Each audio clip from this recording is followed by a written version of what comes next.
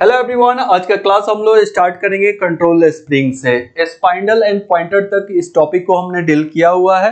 अभी सबसे पहले हम लोग बात करेंगे कंट्रोल स्प्रिंग के बारे में। टॉपिक कौन सा है ऑलरेडी आप लोग को पता है। यहाँ पे मैं कंस्ट्रक्शन को डील कर रहा हूँ और कंस्ट्रक्शन किसका भाई, तो कंस्ट्रक्शन में डील कर रहा हूँ attraction type moving iron instruments का। ठीक है, तो चलिए हम लोग बात करते हैं कंट्रोल स्प्रिंग के बारे में। पीएमएमसी में भी आप लोगों ने देखा था कि जो स्पिंडल होता है वहां पे एक स्प्रिंग लगा रहता है। स्प्रिंग जो होता है कंट्रोलिंग टॉर्क उत्पन्न करता है और हमने आप लोगों को बताया था कि इक्विलिब्रियम कंडीशन में जो डिफ्लेक्शन टॉर्क होता है और कंट्रोलिंग टॉर्क होता है वो दोनों इक्वल होता है। तो एक पॉइंट पे जाके, ठीक है, स्केल के ऊपर में पॉइंटर रुक जाता है। ठीक है, तो उसको एक सर्टेन पॉइंट पे रोकने के लिए, पॉइंटर को स्केल के एक सर्टेन पॉइंट पे रोकने के लिए एक कंट्रोलिंग टॉर्क का जरूरत होता है और वो जो कंट्रोलिंग टॉर्क होता है वो हमारा कंट्रोलिंग स्पिन उत्पन्न करके देता है, स्प्रिंग उत्पन्न करके देता है और वो कंट्रोलिंग स्पिन इसी स्पिंडल के ऊपर में लगा हुआ रहता है। देखोगे ये यहाँ पे एक कंट्रोलिंग स्प्रिंग लगा हुआ है। ठीक है, इसी को हम लोग क्या बोलते हैं, कंट्रोलिंग स्प्रिंग बोलते हैं। और इस कंट्रोलिंग स्प्रिंग का काम क्या है, तो ऑलरेडी आप लोग जानते हो, ये कंट्रोलिंग टॉर्क उत्पन्न करके देता है। इक्विलिब्रियम कंडीशन में डिफ्लेक्शन टॉर्क, ठीक है, कंट्रोलिंग टॉर्क के बराबर होता है या कंट्रोलिंग टॉर्क डिफ्लेक्शन टॉर्क के बराबर होता है। इसका बहुत इंपॉर्टेंस है। ठीक है, इसलिए इसको अच्छे से समझना होगा। देखोगे एक पॉइंट हमने लिखा, a control spring is attached to the spindle providing a controlling torque to the balance the movement of soft iron. बोला जा रहा है कि जो कंट्रोल स्प्रिंग होता है वो अटैच होता है स्पिंडल से, प्रोवाइड क्या करता है, controlling torque to balance the movement of soft iron, soft iron के मूवमेंट को बैलेंस करने के लिए, ताकि आपका जो पॉइंटर है वो स्केल पे सर्टेन पॉइंट पे जाके रुके। तो उसके लिए कंट्रोलिंग टॉर्क का होना जरूरी है और वो कंट्रोलिंग टॉर्क यही कंट्रोलिंग स्प्रिंग उत्पन्न करके देता है। दिस इंश्योर दैट, ये सुनिश्चित करता है। इंश्योर करने का मतलब होता है सुनिश्चित करना।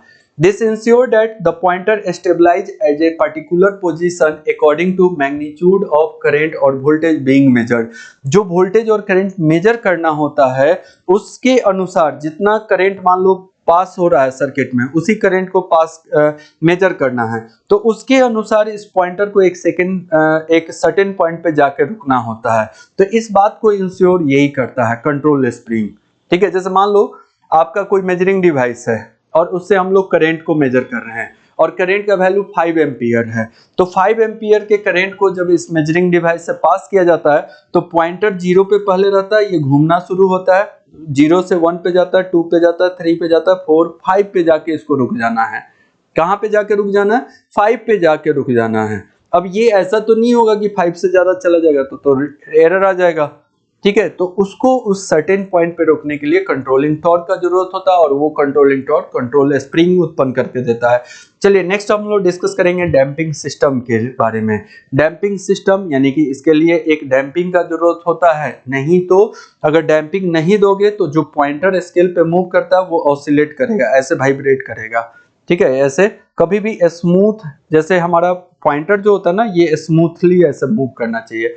स्केल के ऊपर में पॉइंटर ऐसे आराम से जाना चाहिए, न कि ऐसे हिलते डुलते हुए नहीं जाना चाहिए, ऐसे ऑसिलेट करते हुए नहीं जाना चाहिए। तो उसके लिए डैम्पिंग टॉर्क का जरूरत होता है। आप लोगों को याद होगा पीएमएमसी जब हमने आप लोगों को पढ़ाया था तो हमने बताया था कि उसके लिए एल्युमिनियम फ्रेम जो होता है उस पे एक टॉर्क उत्पन्न होता है, ईडी करंट फ्लो हो जाता है इंड्यूस ईएमएफ के कारण और फिर उस ईडी करंट से एक टॉर्क उत्पन्न होता है जिसको डैम्पिंग टॉर्क बोला जाता है। बट यहाँ पे तो कोई एल्युमिनियम फ्रेम है नहीं, तो डैम्पिंग टॉर्क कैसे यहाँ पे उत्पन्न होता है, तो यहाँ पे एयर डैम्पिंग टॉर्क को यूज किया जाता है। यही वाला देखो, यहाँ पे एक एयर चैम्बर बना हुआ रहता है, यही लीवर इससे स्पिंडल से कनेक्ट होके आता है और इसी के अंदर में रहता है। यहाँ पे एयर के प्रेशर रहता है, तो ये इस पे भी मान लो ये घूमेगा तो इसके अनुसार ये भी इधर से खिंचाता है, मतलब ऊपर या नीचे जाने की कोशिश करेगा। और यहाँ पे चूंकि एयर का प्रेशर है तो इस पे आराम से इसको मूवमेंट नहीं करने देगा, एक फोर्स लगाएगा। एयर जो है इस पे फोर्स लगाता है जिसके कारण ये आराम से यहाँ से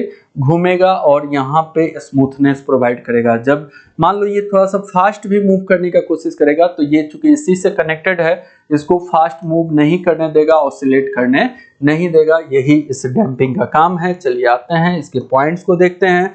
फर्स्ट पॉइंट में हमने लिखा air damping is provide to avoid oscillation और ओवरशूटिंग ऑफ पॉइंटर।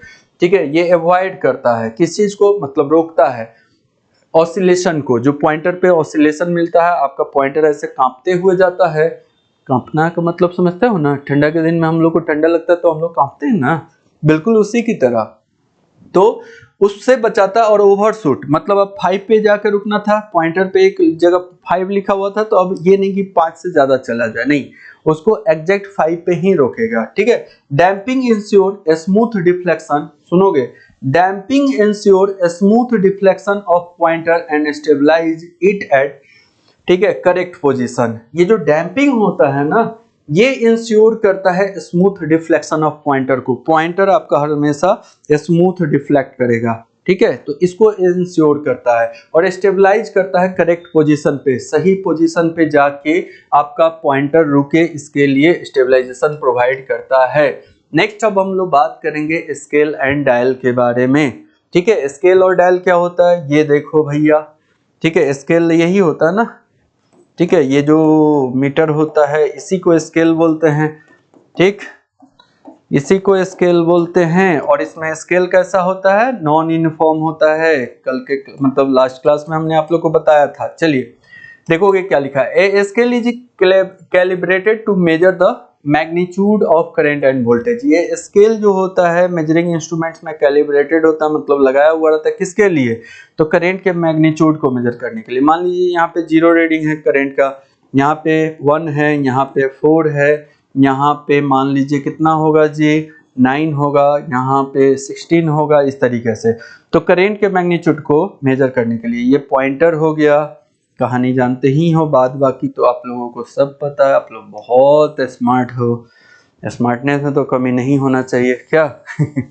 तो ये क्या करता है, यही स्केल है। और यहाँ पे नॉन यूनिफॉर्म स्केल होता है, ये तो जरूरी है ना। मान लो जो 4 एम्पियर का करंट है, तो ये स्केल ये 0 से मूव करके यहाँ पे चला जाएगा। आप लैब में जाओ, सारा का सारा खेला देख लोगे कि कैसे ये स्केल मूव करता है। अगर कहीं पे मान लीजिए डैम्पिंग का केस होगा तो देखोगे ऐसे जब मीटर, ये जो पॉइंटर है ना, ऐसे ऐसे ऐसे करके लगता है पोलियो मार दिया, वैसे कांपते हुए आगे की तरफ बढ़ता है, तो समझ जाओगे कि डैम्पिंग का प्रॉब्लम है।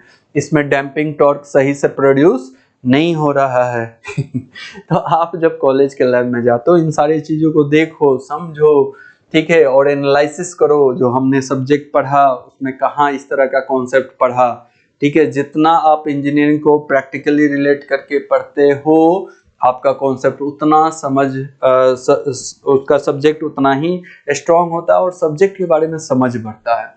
A non uniform scale is use for both AC and DC measurement. इसमें एसी और डीसी दोनों के मेजरमेंट के लिए नॉन यूनिफॉर्म स्केल यूज होता है, जिसको नॉन लीनियर बोला जाता है। देखो यही है, 1 के बाद 2 है, 2 के बाद 4 है, 4 के बाद 9 है, उसके बाद 16 है। अब इससे प्रैक्टिकल कोई क्या बता सकता है। चलिए अब हम लोग सीधे पहुंचते हैं इसके वर्किंग प्रिंसिपल पे।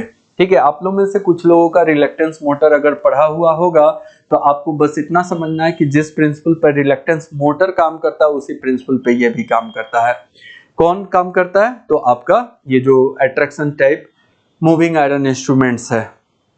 ठीक है, मूविंग आयरन इंस्ट्रूमेंट्स कोई भी हो, वो रिपल्सन मोटर पे ही काम करता है। अट्रैक्शन टाइप हो या रिपल्सन टाइप हो, दोनों होगा। लेकिन अगर मान लो रिलक्टेंस मोटर का ज्ञान नहीं है तो इसको छोड़ देना, कोई दिक्कत नहीं है। पीएमएमसी इंस्ट्रूमेंट्स में भी हमने बताया था कि पीएमएमसी इंस्ट्रूमेंट का जो वर्किंग प्रिंसिपल होता है वो डीसी मोटर के वर्किंग प्रिंसिपल के समान होता है। ठीक है, चलिए पहला जो पॉइंट है वर्किंग प्रिंसिपल का उसको पढ़ते हैं। ठीक है, वर्किंग प्रिंसिपल को बस हल्के में समझ लेना है, उसके बाद वर्किंग भी पढ़ाएंगे जहां पे बहुत अच्छे से सारा चीज समझाने वाले हैं। The working principle of moving iron instruments is based on interaction में पढ़ दिया interaction between a magnetic field and soft iron piece. बोला जा रहा है कि जो वर्किंग प्रिंसिपल होता है मूविंग आयरन इंस्ट्रूमेंट्स का, वो बेस्ड होता है, यानी कि आधारित होता है किस पे, interaction between magnetic field and soft iron. मान लीजिए यहाँ पे कोई मैग्नेटिक फील्ड है, ठीक है, ये नॉर्थ पोल का और ये साउथ पोल का मैग्नेटिक फील्ड है। यहाँ पे एक सॉफ्ट आयरन रखा हुआ है, तो इस सॉफ्ट आयरन पे ये फोर्स लगाता है। ठीक है, उसी पे ये डिपेंडेंट है, विच आइदर गेट अट्रैक्टेड और repelled depend on the construction. अब ये जो आयरन है ये या तो नॉर्थ पोल की तरफ अट्रैक्ट होगा या इस पे बाहर की तरफ फोर्स लगेगा, रिपेल होगा, ये कंस्ट्रक्शन पे डिपेंड करता है। यही इसका वर्किंग प्रिंसिपल है। बस इतना समझिए कि एक अट्रैक्शन होता है आयरन पीस पे, ठीक है, मैग्नेटिक फील्ड के द्वारा अट्रैक्शन फोर्स लगाया जाता है, यही बस इसका एक वर्किंग प्रिंसिपल है, ठीक है। अब देखो, तो ये तो ऐसे ही हो गया। अब वर्किंग समझाएंगे तो बहुत डिटेल्स में बताएंगे। The working principle of moving iron instruments is same as working principle of reluctance. Reluctance का भी वर्किंग प्रिंसिपल बिल्कुल ऐसा ही होता है जैसे इस इंस्ट्रूमेंट्स का होता है। चलिए हम मान लेते हैं कि बहुत सारे बच्चों का रिलक्टेंस मोटर नहीं पढ़ा हुआ, तो इसको छोड़ देते हैं। जिन लोगों का पढ़ा हुआ है आप रिवीजन कर लेना रिलक्टेंस मोटर, तो आपको समझ में आ जाएगा। चलिए आते हैं वर्किंग पे। वर्किंग को पहले समझाते हैं, वर्किंग को पहले अच्छे से समझाते हैं, आप समझो, उसके बाद फिर हम लोग उसके पॉइंट्स को पढ़ेंगे, आराम से समझ में आएगा। यहाँ पे वर्किंग दो केस में ले सकते हैं, डीसी में भी ले सकते हैं, एसी में भी ले सकते हैं। डीसी सप्लाई पे भी इसके वर्किंग को डील कर सकते हैं, एसी सप्लाई पे भी डील कर सकते हैं। डीसी वाला तो बहुत सिंपल है, ठीक है, डीसी वाला बहुत सिंपल है। अगर एसी समझ जाते हो तो डीसी तो ऐसे ही इजी है। चलिए हम आपको एसी पे समझाते हैं, ठीक। देखिए, जब एसी इनपुट दिया जाएगा यहाँ से, तो इसका एसी का जो नेचर होता है ऐसे होता है। मान लीजिए यहाँ पे एसी करंट दिया गया, तो एसी करंट जो है साइनोसाइडल वेव बनाता है। 0 से पाई पॉजिटिव साइकिल रहता है, फिर पाई से 2 पाई तक निगेटिव साइकिल रहता है, ठीक है। अब देखिए यहाँ पे हम लोग पहले कंसिडर करेंगे पॉजिटिव साइकिल को। पॉजिटिव साइकिल को कंसिडर करोगे तो यहाँ पे प्लस सिंबल बनेगा, यहाँ पे माइनस सिंबल बनेगा, और करंट जो है ये यहाँ से देखोगे टॉप की तरफ जाएगा और ऊपर वाले कॉइल से करंट इंटर करेगा। यहाँ पे क्रॉस कॉइल बनेगा, यानी कि करंट यहाँ से इंटर कर रहा है, और यही कॉइल हमने उस समय बताया था ना, सेम कॉपर वायर को लास्ट क्लास बताया था, सेम कॉपर वायर से दूसरा कॉइल बना हुआ है। इन कॉइल में करंट आएगा, इसको डॉट वाइंडिंग बोलते हैं, यानी कि यहाँ से सारे कॉइल से करंट बाहर निकलेगा और इस तरीके से करंट आएगा। बस आप इतना समझो ना कि यहाँ से करंट गया, इस वोल्टेज सोर्स से करंट गया, करंट पहले ऊपर वाले कॉइल में गया, फिर नीचे वाले कॉइल से होते हुए फिर यहीं पे चला गया। अभी पॉजिटिव साइकिल की बात कर रहे हैं, तो यहाँ पे हमारा पहला वाला साइकिल में मान लीजिए नॉर्थ पोल बना, ऊपर वाले साइड में नॉर्थ पोल और नीचे वाले साइड में साउथ पोल बना। क्यों बना? लास्ट क्लास हमने आप लोगों को बताया था ना कि जब भी किसी कॉइल से, किसी सोलेनॉइड से, किसी कंडक्टर से करंट पास होता है तो इलेक्ट्रोमैग्नेट बनता है। वो भी एक टाइप का मैग्नेट है। इलेक्ट्रिसिटी के द्वारा जो मैग्नेट बनता है या मैग्नेटिक फील्ड उत्पन्न होता है उसी को इलेक्ट्रोमैग्नेट बोलते हैं। इलेक्ट्रिसिटी पास करके अगर मैग्नेटिक फील्ड का उत्पादन आप करते हो तो उस उत्पादन को ठीक है इलेक्ट्रोमैग्नेट बोलते हैं। तो मैग्नेट बनेगा, ये कॉइल ही मैग्नेट की तरह काम करता है, और ये नॉर्थ पोल मैग्नेट बन जाएगा, ये साउथ पोल मैग्नेट बन जाएगा। क्लियर? अब इसमें क्या होगा कि यहाँ से मैग्नेटिक फ्लक्स निकलेगा, और ये मैग्नेटिक फ्लक्स निकल के कहाँ पे जाएगा? साउथ पोल में जाएगा, ठीक है, साउथ पोल में जाएगा। मैग्नेटिक फ्लक्स को सीधा सीधा पास करना था। क्या करना था? सीधा सीधा पास करना था। सुनोगे, ऐसे जाना था। बट फ्लक्स का स्वभाव जानते हो क्या होता है? बिल्कुल मेरी तरह होता है। आप लोग अपना देख लेना, आपका नेचर आप जानो, मुझे तो नहीं पता है, ठीक है। फ्लक्स का क्या नेचर होता है? ये सीधा पाथ नहीं ट्रेवल करता है, ये उस पाथ में फ्लो करना चाहता है जिधर रिलक्टेंस कम हो, जिधर रिलक्टेंस कम हो। रिलक्टेंस क्या होता है? फ्लक्स को अपोज करने वाला क्वांटिटी होता है। जैसे करंट को अपोज रेजिस्टेंस करता है, वैसे ही रिलक्टेंस फ्लक्स को अपोज करता है। रेजिस्टेंस और रिलक्टेंस दोनों एक ही तरह के क्वांटिटी हैं। इलेक्ट्रिक सर्किट में रेजिस्टेंस करंट को अपोज करता है, और मैग्नेटिक सर्किट में रिलक्टेंस फ्लक्स को अपोज करता है। जो लोग हमसे बेसिक इलेक्ट्रिकल पढ़े होंगे उनको ये सब पता होगा। खैर नहीं भी पढ़े हो तो कोई बात नहीं है, हम ताना नहीं दे रहे हैं, चलो कोई दिक्कत नहीं है। अब देखो ये जो फ्लक्स है प्यारे बच्चों, यहाँ पे क्या करेगा? यहाँ पे जो आयरन है ना, आयरन का रिलक्टेंस कम होता है, और ये जो फ्लक्स अगर ऐसे पास हो रहा है तो ये एयर से फ्लो हो रहा है, एयर का रिलक्टेंस ज्यादा होता है, तो फ्लक्स जो है एयर से पास होना नहीं चाहेगा क्योंकि इसको रिलक्टेंस ज्यादा मिलेगा। तो पहली बात है कि ये तो हवा से पास नहीं करेगा, सीधे सीधे रिलक्टेंस फ्लक्स नहीं जाएगा। देखिए देखिए और समझिए, तो फ्लक्स कहाँ से पास होगा? ये जो आयरन पीस है ना, ये आयरन पीस, इसका रिलक्टेंस कम है, तो ये क्या होगा, हमारा ये जो फ्लक्स है देखोगे ये अपना रास्ता कैसे बना लिया, कैसे बना लिया, तो इसी आयरन से होते हुए, ठीक है, क्योंकि इधर मिल रहा है लो रिलक्टेंस, इसी आयरन से होते हुए ये फिर नॉर्थ पोल से साउथ पोल जाएगा, नॉर्थ पोल से साउथ पोल जाएगा, ये बात पक्का है, लेकिन ये आयरन पीस से होते हुए जाएगा। अब यहीं पे एक बहुत बढ़िया सा कॉन्सेप्ट है, उस कॉन्सेप्ट को समझिए, बड़े मजेदार ये सब टॉपिक होता है, जब कोई मजेदार टीचर मजेदार टॉपिक पढ़ाता है तो मजा आ जाता है। देख लोगे मजेदार हम किसको बोल रहे हैं। देखिए ये नॉर्थ पोल है, ठीक है, अब ये जो नॉर्थ पोल है ये इसी मैग्नेट, मतलब नॉर्थ पोल हो गया, ये साउथ पोल हो गया, ये समझ लिए, दोनों के बीच में ये मैग्नेटिक फील्ड है। अब मैग्नेटिक फील्ड के अंदर में ये आयरन का पीस है, तो आयरन पीस पे फोर्स ऑफ अट्रैक्शन लगेगा, कैसे लगेगा वो समझो। ये जो नॉर्थ पोल से मैग्नेटिक फ्लक्स आ रहा है, तो इसके अपर साइड में ये जो आयरन पीस है, इसके इधर वाले साइड में जो नॉर्थ पोल के नजदीक है, यहाँ पे साउथ पोल क्रिएट हो जाता है, इस आयरन पे साउथ पोल। क्यों? क्योंकि नॉर्थ पोल साउथ पोल को क्या करेगा, अट्रैक्ट करेगा। बिल्कुल उसी तरीके से ये साउथ पोल है, तो इस साइड में नॉर्थ पोल आ जाएगा, ठीक है। नॉर्थ पोल अपने आप ही डेवलप हो जाता है, तब तो अट्रैक्शन होगा, नॉर्थ और साउथ के बीच में अट्रैक्शन होता है, opposite polarity of magnetic field के बीच में अट्रैक्शन होता है। नॉर्थ पोल साउथ पोल को खींचता है, लेकिन नॉर्थ पोल तो रहता है तो रिपल्सन लगाता है, साउथ पोल के नजदीक रहता है तो रिपल्सन धक्का लगाता, लेकिन नॉर्थ पोल साउथ पोल के नजदीक रहेगा तो साउथ पोल को नॉर्थ पोल खींचेगा, या साउथ पोल नॉर्थ पोल को खींचेगा, ठीक है। अपोजिट पोल्स के बीच में अट्रैक्शन होता है। तो देखिए प्यारे बच्चों, यहाँ पे इनके बीच में और इनके बीच में अट्रैक्शन होगा।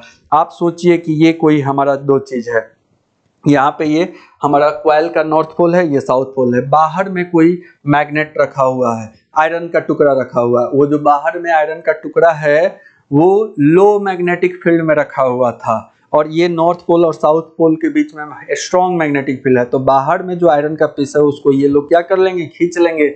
यही चीज यहाँ पे हो रहा है, ये जो आयरन पीस है आपको लग रहा है डायग्राम में कि इसी के बीच में, नहीं, आप सोचो कि ऐसे है, यहाँ पे रखा हुआ है, आप इसको ऐसे सोचिए, कोई कागज का टुकड़ा ले ले, बिल्कुल आप सोचिए कि ये ऐसे रखा हुआ है, ये आयरन पीस ऐसे रखा हुआ, मैग्नेटिक फील्ड यहाँ पे है, ठीक है, तो ये मैग्नेटिक फ्लक्स इसी से पास होगा, इसको अपनी तरफ क्या करेगा, खींचेगा, तो ये जो आयरन कागज का टुकड़ा है देखो ऐसे हो जाएगा, पहले ऐसे था अब ऐसे हो जाएगा, ठीक है क्यों, तो अट्रैक्शन के कारण। और जब ये भाई साहब ऐसे घूमेगा तो इसके साथ साथ ये स्पिंडल पे भी फोर्स लगेगा, स्पिंडल भी घूमेगा, और स्पिंडल जब घूमेगा तो सोचो आप ऐसे है, कोई चीज ऐसे है, ये पेन में ही मेरा ये सॉफ्ट आयरन अटैच है, अब ये जो पेपर है इस पे फोर्स लगा ऐसे की तरफ, तो ऐसे हुआ, तो मेरा पेन भी तो घूमेगा, देखो पेन पे मैक्स हब लिखा हुआ है, अब ये जब ऐसे घूमेगा तो मैक्स हब आपको दिखाई दे रहा है, नहीं ना, देखो ये लिखा हुआ, क्यों, क्योंकि इस पे फोर्स लगा, आयरन पीस पे फोर्स लगा और स्पिंडल से अटैच है, तो ये भी घूमेगा, और इसी स्पिंडल से, या ऐसे समझो ये तो है ही मेरा, सोचो ऐसे है, ये स्पिंडल है, कंफ्यूज नहीं ना हो रहे हो, ज्यादा बता रहे हैं क्या। मान लीजिए ये हमारा स्पिंडल है, इसी पे ये हमारा आयरन पीस अटैच है और ये पॉइंटर है, ठीक है। अब इस पे मूवमेंट होगा, ये फोर्स लगा अंदर की तरफ तो ये मूव किया, तो जब ये मूव करेंगे तो तीनों साथ में मूव करते हैं, स्पिंडल भी घूमेगा और स्पिंडल के साथ साथ पॉइंटर भी घूमेगा, और पॉइंटर स्केल पे घूमता है और स्केल पे घूम के एक जगह पे जाकर रुक जाएगा, जहां पे रुक जाएगा स्केल पे वहां पे कुछ ना कुछ स्केल का रीडिंग लिखा हुआ रहेगा, वही करंट का वैल्यू होगा। ओके, नोट ओके चलो ओके हो गया।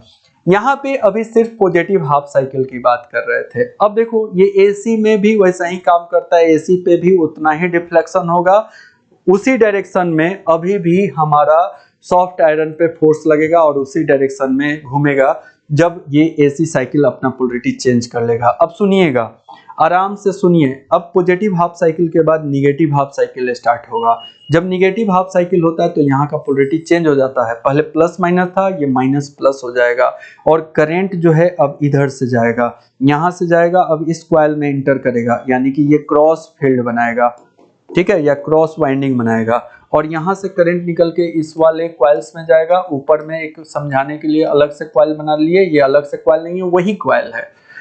अब यहाँ पे बन जाएगा नॉर्थ पोल और यहाँ पे बन जाएगा साउथ पोल, ठीक है। जब ये नॉर्थ पोल और ये साउथ पोल बन जाता है तो देखिए यहाँ पे बन जाएगा साउथ पोल और यहाँ पे साउथ पोल के पास बन जाता है नॉर्थ पोल। और फिर से ये दूरी पे रखा हुआ, फिर से फोर्स लगाएंगे ये दोनों मिलके, और फोर्स का डायरेक्शन फिर से वही ठीक है, फिर से वही समझना है। इंजीनियरिंग को जितना प्रैक्टिकली रिलेट करके पढ़ोगे उतना आसान लगेगा। बर्डन बना के पढ़ोगे, खाली रटने के चक्कर में रहोगे, कभी इंजीनियरिंग समझ में नहीं आएगा। देखिए फिर से ये ऐसी पोजीशन पे था मान लीजिए, ठीक है, इसी पोजीशन पे है। अब क्या हो गया, चेंज हो गया। ये अब फील्ड का डायरेक्शन जो है वो चेंज हो गया। अब देखो नॉर्थ पोल यहाँ पे बन गया, साउथ पोल यहाँ पे बन गया, तो मैग्नेटिक फील्ड क्या चाहेगा, यहाँ से निकलना चाहेगा। और ये निकल के कहाँ जाएगा बोलो, ये जाना तो इसको साउथ पोल में है, यहाँ पे जाना है, बट अब सीधा सीधा नहीं जाएगा। क्यों नहीं जाएगा, क्योंकि इसको ये आयरन जो है एक लो रिलेक्टेंस पाथ दे देता है। तो देखो फिर से ये भी बना देते हैं, यहाँ पे ऐसे जाएगा, ये अपना ऐसे सफर तय करेगा और ये ऐसे सफर तय करेगा और ये गाना गाते हुए ऐसे सफर तय करेगा। यहाँ पे भी वही हुआ लो रिलेक्टेंस पाथ से। और फिर से देखोगे इधर मैग्नेटिक फील्ड था, इस साइड में मैग्नेटिक फील्ड था, ये दूरी पे रखा हुआ था, इस पे फोर्स लगेगा। फिर से वही, क्यों फोर्स लगा, ये नॉर्थ पोल बना तो यहाँ पे साउथ पोल बन गया, ये साउथ है तो नॉर्थ पोल, तो फिर से ये अट्रैक्शन फोर्स लगाएगा ना, तो उसी डायरेक्शन में फोर्स लगने के कारण ये सब साथ में मूव करेंगे, उसी डायरेक्शन में मूव करेंगे और सेम रीडिंग देंगे। या कह सकते हो पॉजिटिव हाफ साइकिल में अगर ये डिफ्लेक्ट हो चुका है 5 एम्पियर पे या 6 एम्पियर पे जाकर सेट है, तो जब एसी साइकिल भी पास होगा ना तो वो 5 एम्पियर पे ही सेट रहेगा, क्योंकि एसी जैसे ही पास होगा ये अपना फील्ड का डायरेक्शन चेंज कर लेगा, सेम फोर्स ऑफ अट्रैक्शन लगाएगा, जिसके कारण पॉइंटर पहले से 5 एम्पियर पे था तो 5 ही एम्पियर पे रहेगा। क्योंकि पहला पॉजिटिव हाफ साइकिल में वो 5 पे चला गया था, फिर दूसरा हाफ साइकिल आया तो उतना ही फोर्स लगाया, सेम डायरेक्शन में फोर्स लगाया तो 5 पे चला गया था पॉजिटिव हाफ साइकिल में, तो निगेटिव हाफ साइकिल में भी 5 पे ही रहेगा। ठीक है, समझ में आया। तो एसी हो या डीसी हो दोनों के केस में रीडिंग सेम देगा। ये एसी के केस में। अगर मान लीजिए ये डीसी सप्लाई रहता तो टेंशन ही नहीं है। अगर मान लो ये डीसी सप्लाई रहता, ऐसा सप्लाई रहता प्यारे बच्चों, ठीक है, देखो देखो देखो इधर डीसी सप्लाई होता तो दिमाग लगाओ, मेरा वीडियो पॉज करो और सोचो कि क्या पॉसिबिलिटी हो सकता है, डीसी सप्लाई पे कैसे काम करेगा। सोच लिए, ज्यादा सोचने का जरूरत नहीं है। डीसी सप्लाई पे ये ऑलवेज नॉर्थ पोल, ये ऑलवेज साउथ पोल, और यहाँ से ये ब्लू वाला मैग्नेटिक फील्ड ही होता, ये पिंक वाला मैग्नेटिक फील्ड होता नहीं, मैग्नेटिक फील्ड का डायरेक्शन नहीं चेंज होता, ये तो ऑलवेज फिक्स रहता, तो उस समय फोर्स भी फिक्स रहेगा और रीडिंग भी फिक्स देगा। एसी पे तो थोड़ा दिमाग भी लगाना पड़ रहा है, डीसी पे तो बिल्कुल दिमाग नहीं लगाना है, थोड़ा सा 25 ग्राम लगाना है। ठीक है, तो एसी डीसी पे सेम ही वर्क करता है। आई होप कि समझ में आया होगा, नहीं आया होगा तो कोई बात नहीं है। अब हम अपनी तरफ से जितना हो सकता है पूरा कोशिश कर किए, एकदम भरपूर कोशिश जो बोला जाता है ना, वो वाला कोशिश किए। ठीक है, यही कहानी है। और जब ये रीडिंग ऐसे घूमता है तो यहाँ पे कंट्रोलिंग टॉर्क भी काम करता है। ये जो आपका स्प्रिंग है जिसको कंट्रोलिंग स्प्रिंग बोलते हैं, ये स्ट्रेच होता है। जब घूमेगा स्पिंडल तो स्पिंडल के साथ ये कसाएगा और ये नहीं चाहता है कि स्पिंडल घूमे। एक टाइम पे ये इतना ज्यादा फोर्स लगा देगा स्प्रिंग कि स्पिंडल को कहेगा रुक, यहीं पे रुक जाओ, आगे नहीं जाना है, कहाँ चले, रुक जाओ ठीक है, तो फाइनली एक जगह पे स्पिंडल जाके आपका रुकेगा और पॉइंटर पे रीडिंग आएगा, और उसको रुकवाने में ये बहुत मदद करता है। ठीक है, और ये हेयर स्प्रिंग होता है। क्या होता है, हेयर स्प्रिंग।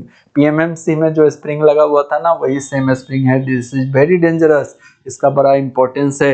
कभी कोई वोल्ट मीटर अमीटर हाथ लग जाए, उसको खोल के देखिए, ये सारे चीज दिखाई दे देंगे। आइए आइए मेहरबान कदरदान, आइए वर्किंग पढ़ा देते हैं आप लोगों को। अब खुद से भी पढ़ के आप लोग समझ सकते हैं। बोला जा रहा है कि when current flow through fix coil it create a magnetic field that magnetize the soft iron piece। बोला जा रहा है जब करंट पास होता है कॉइल से, देखो, और कौन सा करंट, जिस करंट को मेजर करना है, तो जब करंट कॉइल से पास होता है तो ये मैग्नेटिक फील्ड कॉइल उत्पन्न करता है, और ये जो सॉफ्ट आयरन है इसको भी मैग्नेटाइज करता है, क्योंकि ये जो सॉफ्ट आयरन है ये मैग्नेटिक फील्ड के पास में है, तो मैग्नेटिक फील्ड इसको खींचेगा। और चूंकि सॉफ्ट आयरन का बना है तो सॉफ्ट आयरन इजीली मैग्नेटाइज हो जाता है। देखिए देखिए देखिए, यहाँ पे देखिए ये मैग्नेट है तो आयरन पे तो ये फोर्स लगाया, इसको चिपका लिया, लेकिन हम लोग अगर प्लास्टिक को इससे चिपकाना चाहेंगे तो चिपकेगा, देखो गिर जा रहा है ना, अरे गिर गया क्यों? क्योंकि मैग्नेटिक फील्ड का इफेक्ट सॉफ्ट आयरन पे होगा। अगर ये प्लास्टिक का रहता, सोचो ये जो वैन है VANE वैन है, अगर ये प्लास्टिक का रहता तो इस पे कोई फोर्स ऑफ अट्रैक्शन लगता, कोई मैग्नेटिक फील्ड का इफेक्ट पड़ता, बताइएगा कोई फील्ड का इफेक्ट पड़ता? तो आप बोलोगे कि सर नहीं, मैग्नेटिक फील्ड का कोई असर नहीं पड़ता, तो फिर ये क्या मशीन वर्क करता? तो आप बोलोगे कि सर बिल्कुल नहीं करता, ठीक है, क्योंकि इसमें अट्रैक्शन ही नहीं होगा, और ये जब अट्रैक्ट नहीं होगा तो स्पिंडल भी मूव नहीं करेगा, पॉइंटर भी मूव नहीं करेगा। ठीक, ऑल क्लियर? जल्दी बताइए। Yes sir, all clear. This magnetic field attract the iron vane. ये जो मैग्नेटिक फील्ड कॉइल के द्वारा प्रोड्यूस किया गया, ये आयरन वैन को अट्रैक्ट करते हैं and hence produce deflection torque. और जब अट्रैक्ट करते हैं यानी कि फोर्स लगता है, और फोर्स इनटू डिस्टेंस को या डिस्प्लेसमेंट को हम लोग फोर्स इनटू डिस्टेंस को टॉर्क बोलते हैं। तो जो फोर्स लगा उसके कारण एक डिफ्लेक्शन टॉर्क लग जाता है, ठीक है।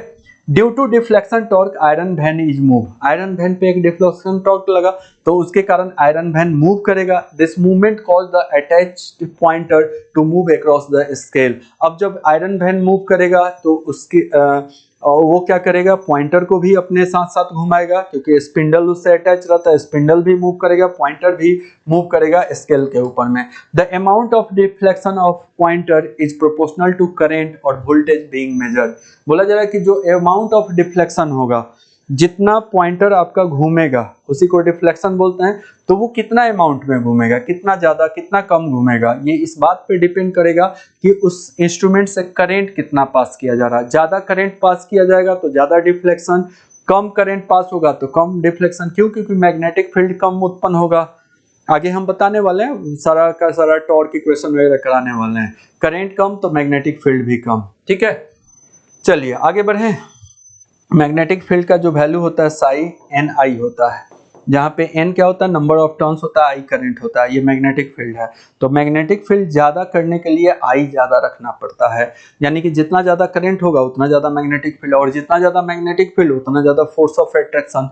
जितना कम करंट उतना कम मैग्नेटिक फील्ड, जितना कम मैग्नेटिक फील्ड उतना ही कम force of attraction. If the current in the coil is reverse, the direction of magnetic field also reverse। अगर बोला जा रहा है कि कॉइल में करंट का डायरेक्शन रिवर्स हो जाएगा तो मैग्नेटिक फील्ड का भी डायरेक्शन रिवर्स हो जाएगा।